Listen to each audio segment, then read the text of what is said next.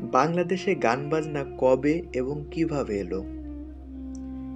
১৬১০ সালে ঢাকায় যখন মুঘল রাজধানী হয় তখন সম্রাট জাহাঙ্গীরের প্রতিনিধি হিসাবে সুবেদার ইসলাম খাঁ ঢাকায় আসেন। আর সাথে করে নিয়ে আসেন প্রচুর বাইজি ও বাদক। যদিও মুঘল বাংলার রাজধানী ঢাকায় বেশি দিন ছিল না, পরবর্তীতে মুর্শিদাবাদ হয়ে শেষে কলকাতায় থিতু হয়েছিল। মুঘল সম্রাটদের গান বাজনার শখ ছিল, তারা বাইজি রেখে গান বাজনা শুনতেন। সম্রাটের প্রতিনিধি হিসেবে ইসলাম খাঁও ঢাকায় বাইজি গান শুনতেন।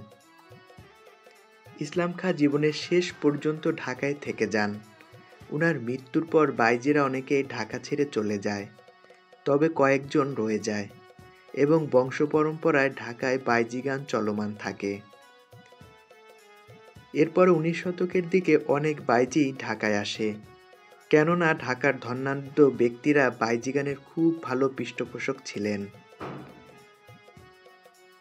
এইখানে একটা কথা উল্লেখ্য, মুঘল বাংলার রাজধানী যখন ঢাকা থেকে মুর্শিদাবাদে স্থানান্তরিত হয় তখন অনেক বাইজিরাই মুর্শিদাবাদে চলে গিয়েছিলেন।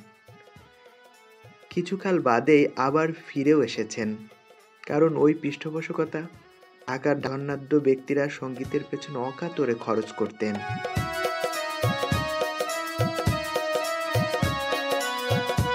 (1840 সালের দিকে ইস্ট ইন্ডিয়া কোম্পানির ইঞ্জিনিয়ার কর্নেল ডেভিডসন ঢাকায় এসেছিলেন।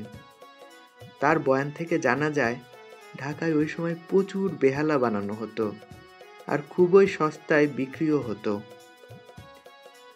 ওই সময় কেউ ঢাকায় এসেছেন কিন্তু বেহালা কেনেননি এমনটি শোনা যায় না। পৃষ্ঠপোষকতা নিয়ে আরেকটা কথা বলে নেই এবেলা। কিংবদন্তি তুল্য কালাকার ওস্তাদ কালে খাঁ ঢাকার কালুটোলায় থাকতেন। একবার তার শিষ্যরা তাকে লখনৌ ফিরিয়ে নিতে আসলে তিনি বলেন, মেরা মুল্ক মেরা কাদারদান রইস আদমি কাহা হ্যায়, ঢাকা হি মেরা লিয়ে আচ্ছা হ্যায়। সে সময় তার পৃষ্ঠপোষক ছিলেন মুরাপাড়ার জমিদার।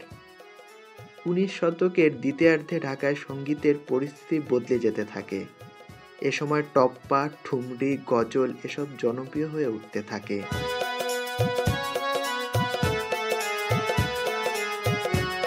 তো ভিউয়ার্স, এভাবেই ঢাকায় গান বাজনার সূচনা হয়েছিল। আমাদের তথ্য ভালো লেগে থাকলে আমাদের সঙ্গে থাকুন। ধন্যবাদ।